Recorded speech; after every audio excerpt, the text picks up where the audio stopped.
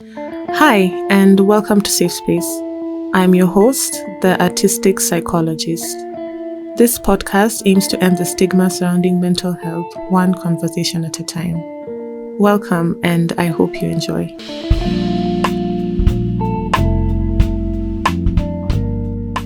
To kick off the series on grief, we have two professionals on the show, Leila and Gloria. They are both counselling psychologists and have both done work on grief. They are also my colleagues and friends, and I'm excited to have them both on the show. Welcome to the show, ladies. Thank you. Thank you for having us. How are you feeling today, Leila? Great. I'm excited to talk about the topic, as much as it's a sad topic, but I think it's a conversation that needs to be heard and to talk about it. Yeah. Okay. How are you feeling, Gloria? I'm great. I'm excited. I'm really looking forward to this episode. I think it's really useful and beneficial to other people to listen to this sort of thing. Okay. So let me begin by asking, what is grief and when do we grieve? Who wants to take the question? Leila, Gloria? Leila. Okay, I get to start. So, grief is actually more or less the body reaction towards loss, and it could be the loss of someone, something, or even a pet, an animal. So it's just your bodily reaction to that, and it's normally the reaction is it's both psychological, emotional, and physiological. Basically, that's how I define grief. Do you have anything to add, Gloria? I'll just add that it could be loss to death, or loss to maybe like an ended friendship or relationship, a divorce, that sort of thing. So it's not always death. It could be, you could grieve somebody who is alive but not in your life anymore. So the end of anything, whether it's a life, a relationship, a job. Yes. Okay. So they're the famous 5 stages of grief: denial, anger, bargaining, depression, and acceptance. Could you speak on that? Do we all go through these 5 stages, and must they be navigated in that order? Generally, we do. Is it in the same order? No, not really. And one thing that we need to notice is that it happens in continuum, but not like you stop one and then you start another one. Sometimes it can happen. It just happens in a continuum flow. So some people might start with acceptance, maybe depending on the loss, the type of loss. Yeah. Wow, okay. Some, yeah. Love the reaction, Pauline. Yes, so depending on the type of the loss, maybe, let me give an example. If somebody was going through, maybe they were sick for a very long time, and then finally they just succumb, and you see them in the pain, and they've prepared you. So it's very easy to first accept, and then eventually they're like, okay, wait, this person is gone. Or maybe it's, let's say maybe divorce. It depends on the situation and the circumstances. And then we oscillate. So it could be denial, and then we go to anger, and then we go to depression, bargaining, and then acceptance. So it just depends on where you are at. And it's very easy to also bounce back into the other stage. So you can be at acceptance in the morning, and at lunchtime you're in denial completely. So it just depends on what's going on. But I think what we just need to note is we need to allow ourselves to just go through the flow, and allow our bodies to channel through whatever stages that we're going through at that time. Okay, so this is not a linear process. It can be all over the place. Yes, I describe it as, you see the way a child doodles on a piece of paper. That's how my description of how the stages of grief are. So you just never know where you are at some point. And it's very overwhelming and overflowing at the same time. So it can be very, very, sometimes overwhelming to a level that you don't even know which stage you're at. Yeah. Okay. And maybe, Gloria, you can answer this. Do you think, does everybody have to feel every single stage, or is it possible to just have a few and not the others? No, not everybody has to feel every single stage. Maybe you could feel like 3 out of 5 and live your life 10 years. You've never felt the other 2. So no, you don't have to. Okay, that's interesting. I mean, we've already touched on this, but maybe you can talk about it some more. Is grief only limited to loss by death, or do people grieve other losses as well? And maybe we can give examples of that. We grieve other losses, like a loss of a job. Sometimes I think we relate grieving to a loss of a job, maybe if you've worked there for a very long time, but that is not necessarily the case. You might have worked somewhere for 3 months, but the touch, the impact that you've had, and the people, maybe it's a cordial place, the way you've related with your colleagues at work. So when you lose the job, whether you resign from the workplace, or like with COVID, many people were laid off and some of the positions were declared redundant, it can still be triggering. You can still go through the loss and grieving process. Another example would be just the loss of maybe something you value. Let's say a necklace or an earring that you really, really love and value, and you lose that. That can also, sometimes you can actually go through a grieving process in that. So it's not necessarily by death. And is there any difference between grief caused by death and grief caused by other factors? Maybe in the grieving process or any of that? I would just say that death is final. So there's no, you don't have that hope of we can go back to, let's say if it was I don't know, you are laid off a job. There's still, maybe you have in the back of your mind a small prospect that maybe next year they'll call me back, or 10 years from now, whatever. But death is final. It lacks the hope aspect that other things might have. Yeah. Okay. And you mentioned that sometimes it could be grief from maybe losing a necklace or something. I don't know how to ask this. I think sometimes maybe we compare grief and we think if somebody loses somebody to death, then that's great grief. But then if someone comes to you and says, let's say, I lost a really important necklace to me, maybe somebody will ridicule them. Yeah. Is it fair to compare grief really? Can we say that some grief is greater than others? Some losses are greater than others? Not really. And one of the analogy I will use is, let's just give an example. Like Pauline, you have a pair of shoes, and it's new and it's pinching.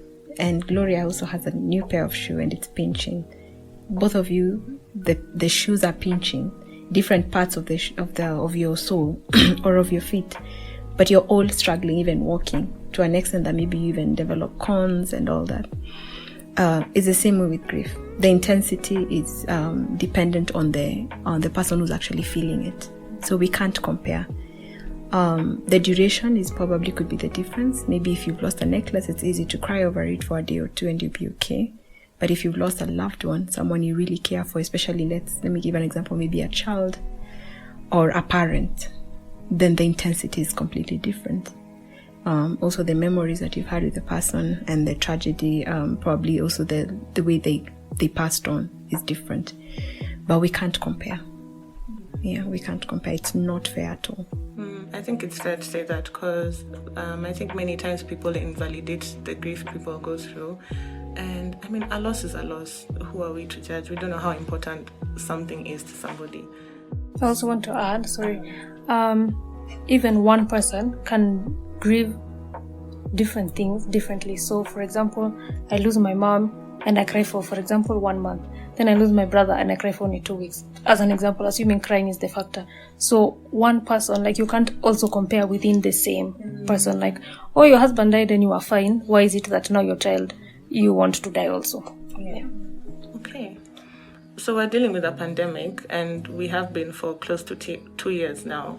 And one of the things I believe this has done is to throw a lot of us deep into grief. Whether we're grieving loss of loved ones from the pandemic or loss of jobs or whatever it is. How have you seen grief manifest itself during this time? Is it any different from how it would be when we were in normal times, what we call normal times now? I think the biggest difference is now we're enclosed. There's the social distancing, there's the physical touch that has been limited. And human beings, we long for a sense of belonging and togetherness. And touch is very important when it comes to grief. It's very, very important, just the hugs and the cuddles when you're grieving. But then looking at it now with the restraint and you find maybe circumstances are different. Probably a family member has passed on, or and they had COVID, let's say maybe they COVID complication, and one or two other family members also has it. So there's isolation and there's self-quarantining as we are grieving and we are doing all the burial arrangements. With that coming into play, then it becomes even difficult to share and go through the process. Culturally also, I will never negate whenever it comes to grieving, also looking at the cultural aspect of the whole situation. Depending on the different cultural backgrounds and ethnic groups, we would mourn differently, like maybe 3-4 days, stay with the body, cry over it. That just helps with the collective mourning and the collective grieving, which is not happening now. And even if it is, it's really limited. So it has affected many people in terms of how they grieve and how they express their grief. Let's say maybe with the example of a job loss or a necklace. So probably I've lost a necklace and somebody has lost a job. It's very easy to even negate or compare, because you know, when somebody's expressing that, then the other one is like, but look, it's worse, it could be worse, you know, we're in a worse situation. So it really is becoming complex, and you can't really express these things virtually as you would if you're with someone, or have coffee with someone, or cry with somebody, just sit with somebody and really have a conversation around it. So it's really affecting us as a community and as people, because of just now things have really changed. So, and then the in terms of, like, let's say death, we are losing people it's become very rampant. So even forgetting that we lost someone is almost, unless now it's a very close loved one, but it's very easy to just on to the next and on to the next and on to the next. So it's almost, it's like we're almost operating in a robotic state. And some people actually, what I've seen now in the practice is there's more of numbing instead of grieving expressions coming out and flowing through. Unless you have anything to add, Gloria. I think I'll talk about the grieving, the loss of routine. So you just knew, in the morning I wake up, I eat breakfast, I go to school. Like, you had things that you did in a day. Now people are being forced to, like, sit with their thoughts or sit with their families, and there's the grieving of your grieving what you do, like that routine that you don't have anymore, but also realizing your environment. Like, actually my relationship with my parent or my sibling is not that great, or I relied so much on a routine and I actually have so much anxiety, but because I was so busy, I didn't notice it that much. So yeah, there's the grieving, and then also accepting that there's a lot of things that you are relying on to just get through life. Yeah, I don't think many people have thought of it that way. It's true. And that must be frustrating and scary for many people. The loss of routine, or the realization that things have not been okay. And on what Leila said about culture, that's also really important. I think for many of us, we feel like we're not even being given the time to grieve. Like, somebody dies and then you're being told, okay, in 2 days, you need to bury this person. And many people actually, because you said sometimes it's due to COVID, and some of us have COVID, maybe, you can't even attend the funeral. Like, that's heartbreaking. I can't even imagine. And of course, there's also the dealing with, since people are in isolation, they die alone, and that's really hard to deal with. You're just thinking like, oh, they were by themselves, you know, nobody saw them. And then when they come, you know, they're bringing the body, like, it's just too quick. So yeah, of course the numbing comes in, and it's pretty difficult to deal with. I'm sure you've had this said before, that grief will sometimes present itself like depression. Yeah, could you please speak more on that, Gloria, Leila? The thing about grief is that it presents itself in everything. So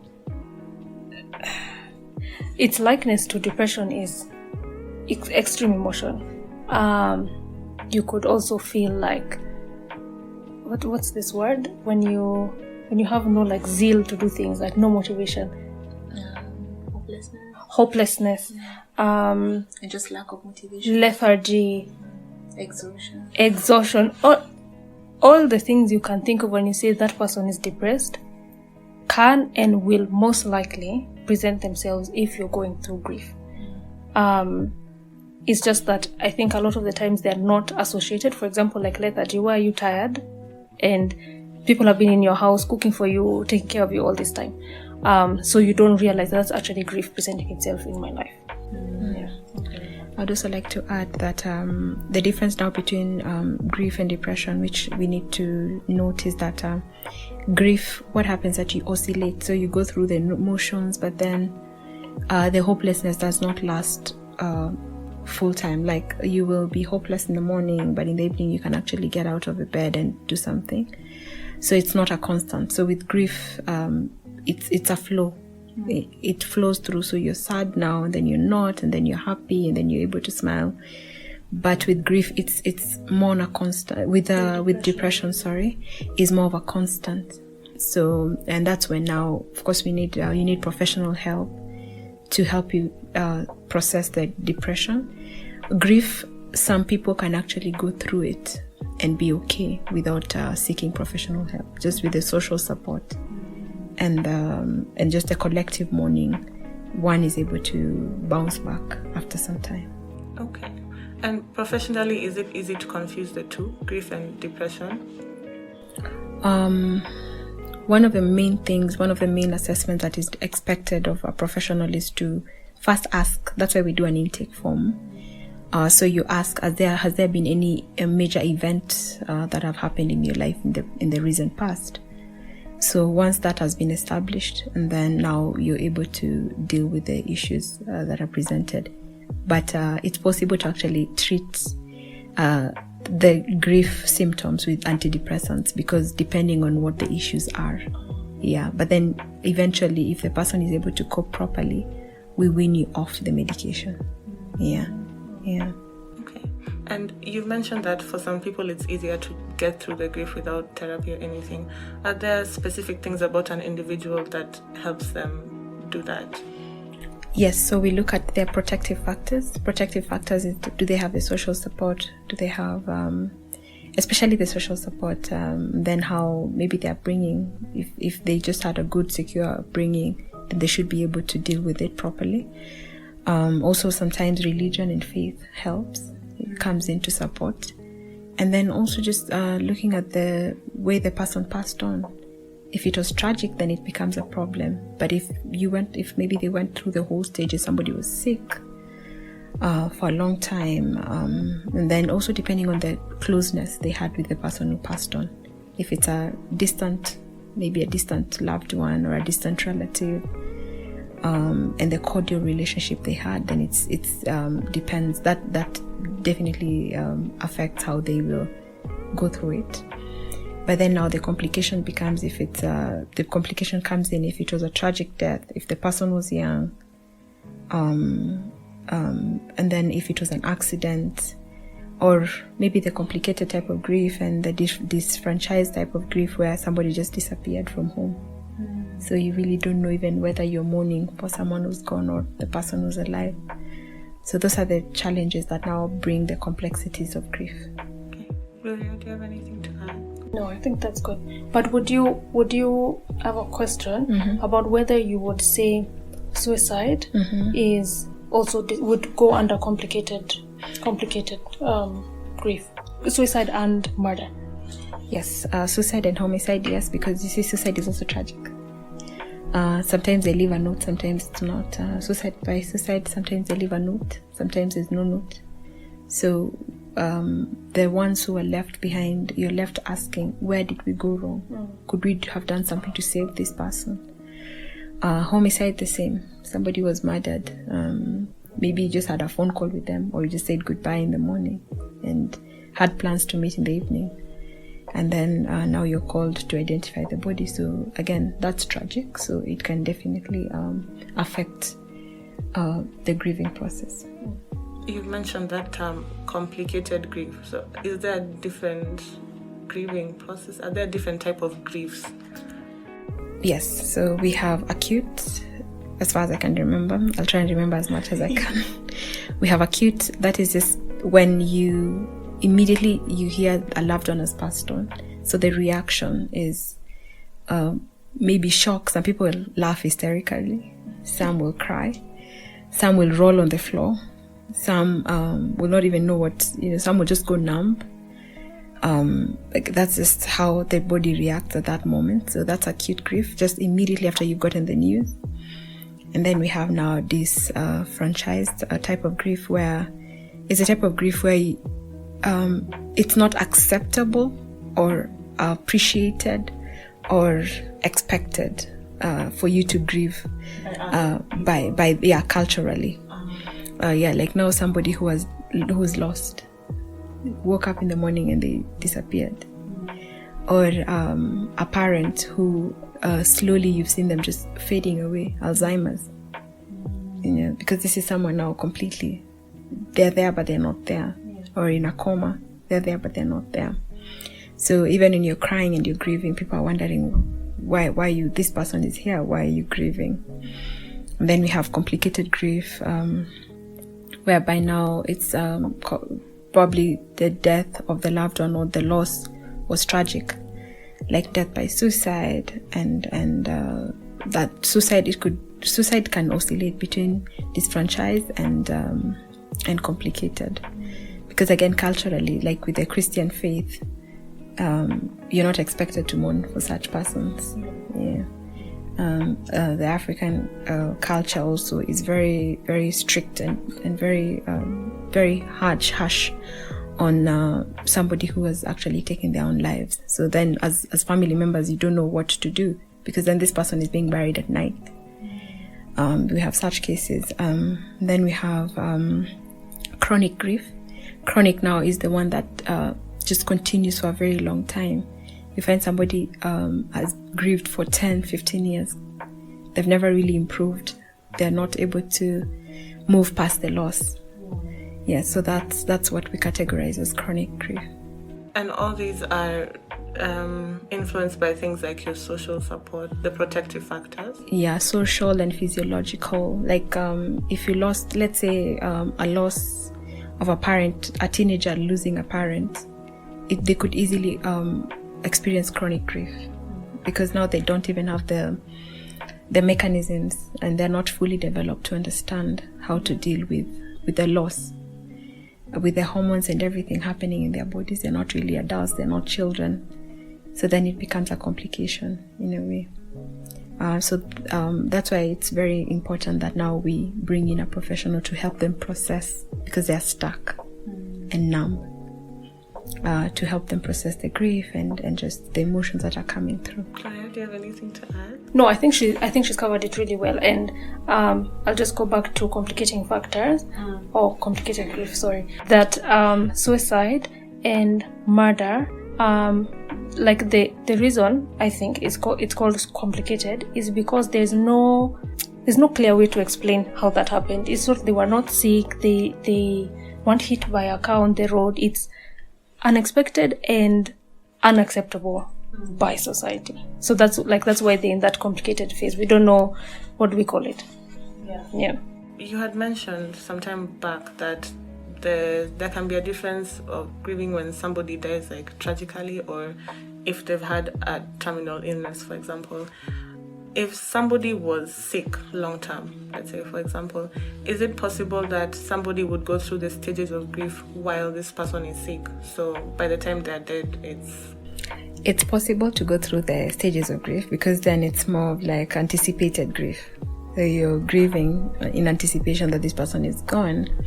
And then nowadays, the doctors are very open and blunt, and they'll tell you, let's say if it's chronic cancer stage 4, so you see the person fading away.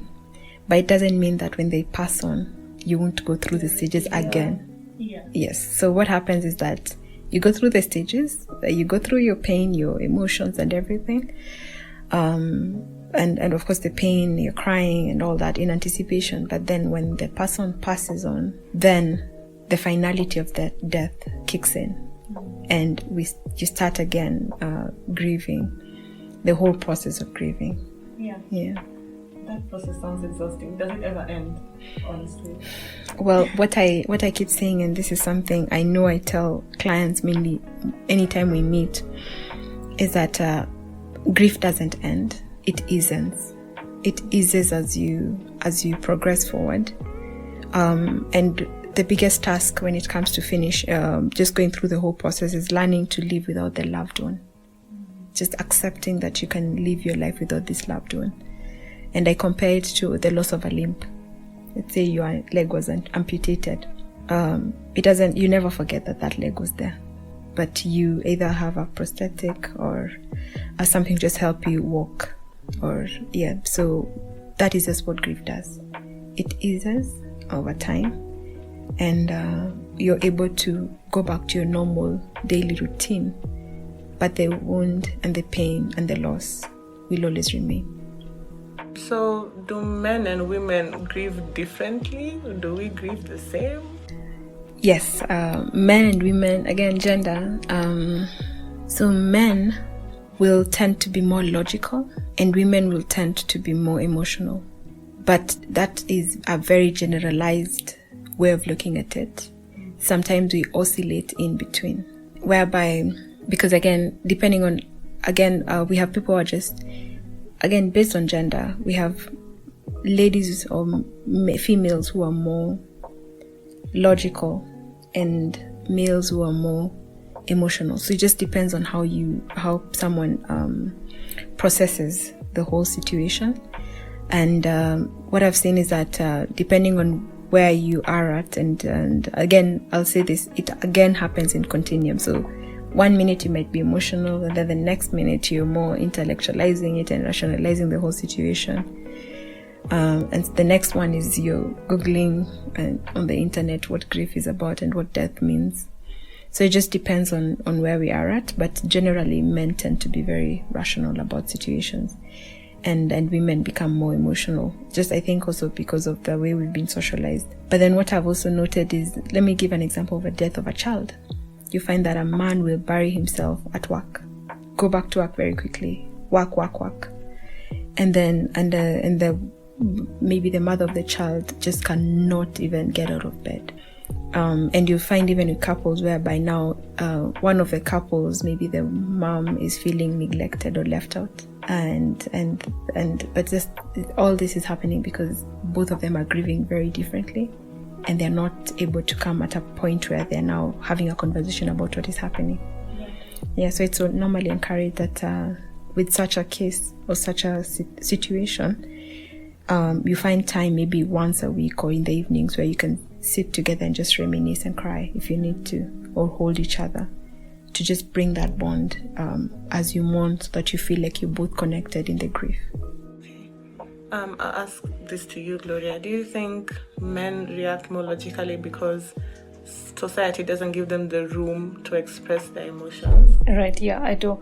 Culture and society has everything to do with it. So, like what you commonly hear is, oh, he's already finished grieving, or he's not grieving as much as his wife. But that's because his wife could be crying for the whole day. You've seen her crying, but you've seen him at work, or you've seen him maybe out with friends. But the thing that's important to note is that grieving is there's no like standard for grieving. Crying doesn't equal grieving any more than working equals grieving. So men may appear to not be grieving or are grieving in a logical way, but they're doing it in a more societally acceptable way.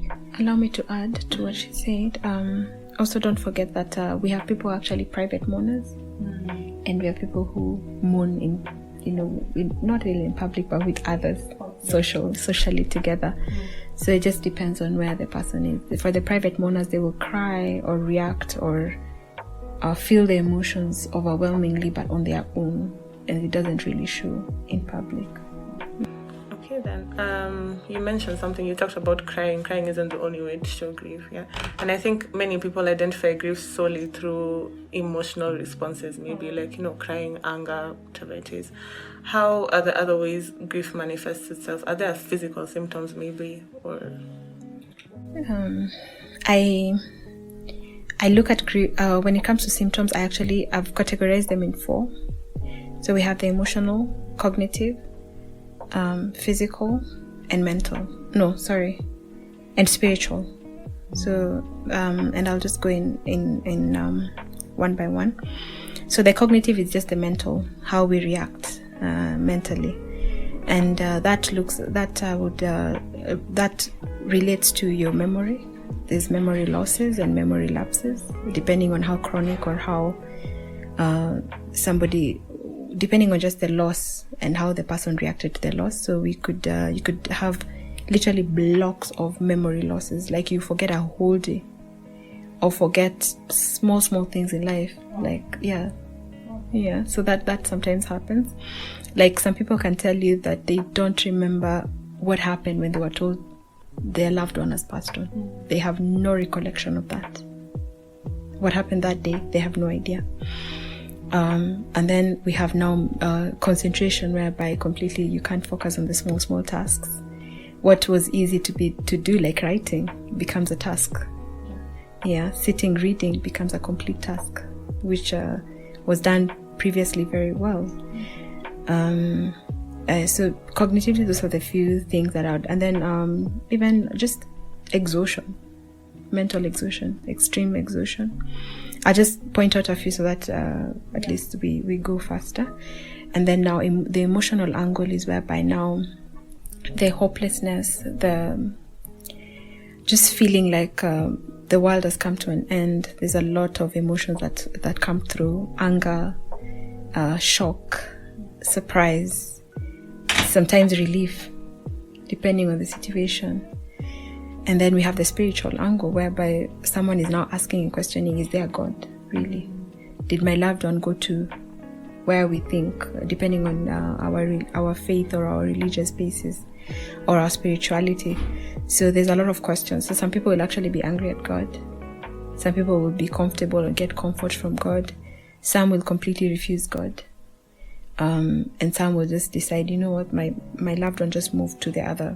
There's a window through, or they will reincarnate, depending on what they think. And finally, the bodily reactions. So we react fully, even our physiologically, we react as well. So you find, like, I don't know that you've seen in funerals, women tying lassos on their stomach, in just the middle of the stomach. It's the hollowness that someone feels. Yeah, the hollowness, like your stomach is just so hollow.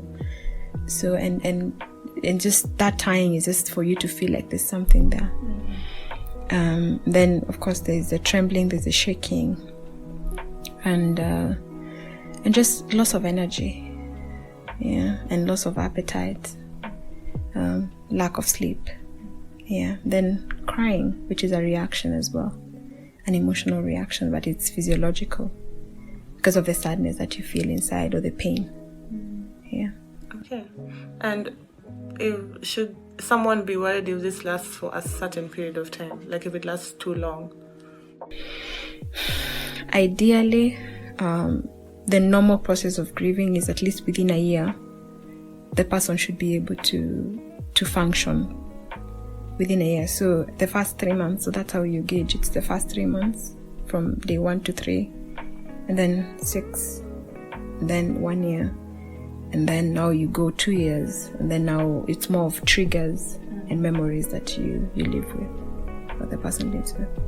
Gloria, anything to add? So Leila had said earlier that if, let's say, 10 years down the line, you're not being able to function, like you've not moved on, but you're still stuck on this person died, maybe you didn't go back to work or to school or whatever, that's now what we would say is, like, that's not expected, that's not healthy even. So 10 years down the line, you'll still be triggered, you'll still be sad, but you should be able to function.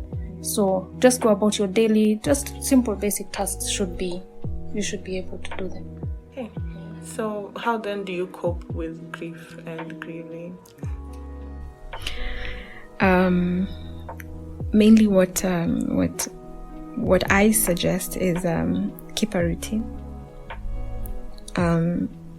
Just the routine that you used to wake up at 8, please wake up at 8.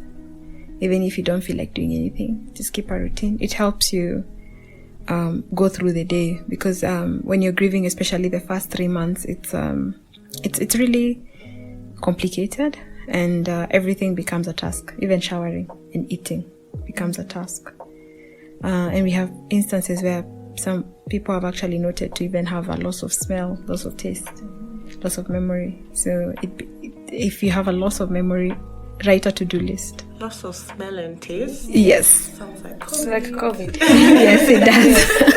It does. Again, yeah. I think our wellness, our mental health, and our wellness and physiological just go hand in hand.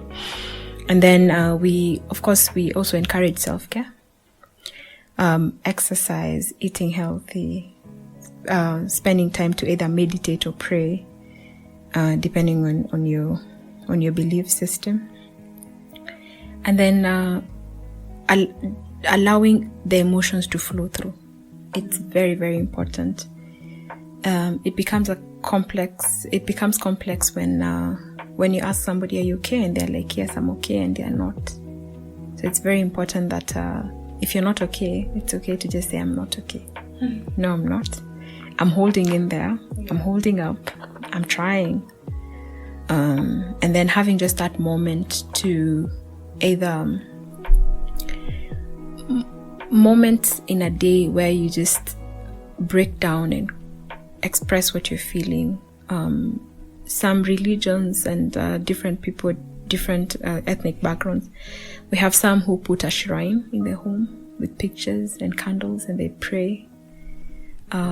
Some read in memory of the person. Some even maybe use a perfume that the person used to use, just to be in remembrance of the person who died, who passed on at that moment. So depending on what is happening, but just there's no right or wrong way of doing it, as long as we are not denying or numbing or dissociating from the whole process. Then but self-care is very important, and seeking the support from friends. Yeah.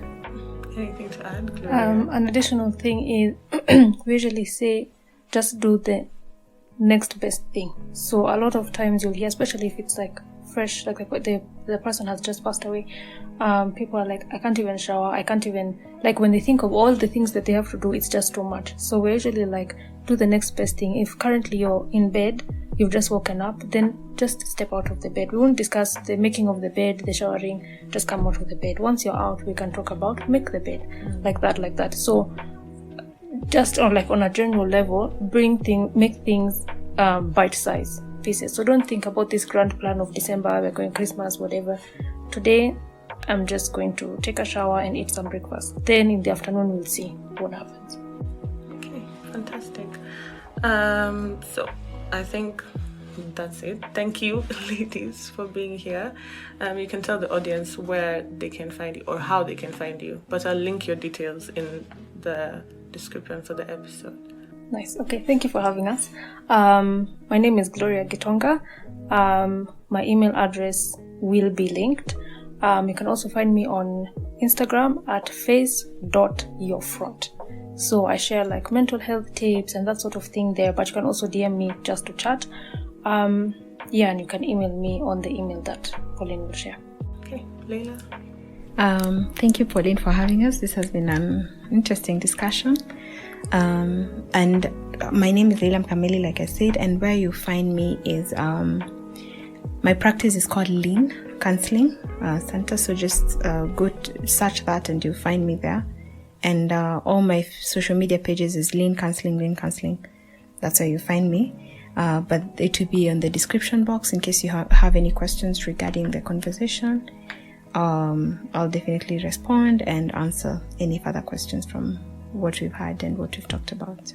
Fantastic. Both Leila and Gloria are brilliant counselors. So if you need help dealing with grief, please feel free to reach out, or with anything really, right?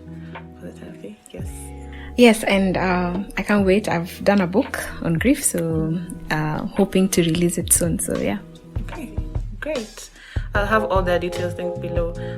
That's all for today's episode. Thank you for tuning in, and see you in the next one on the series on grief.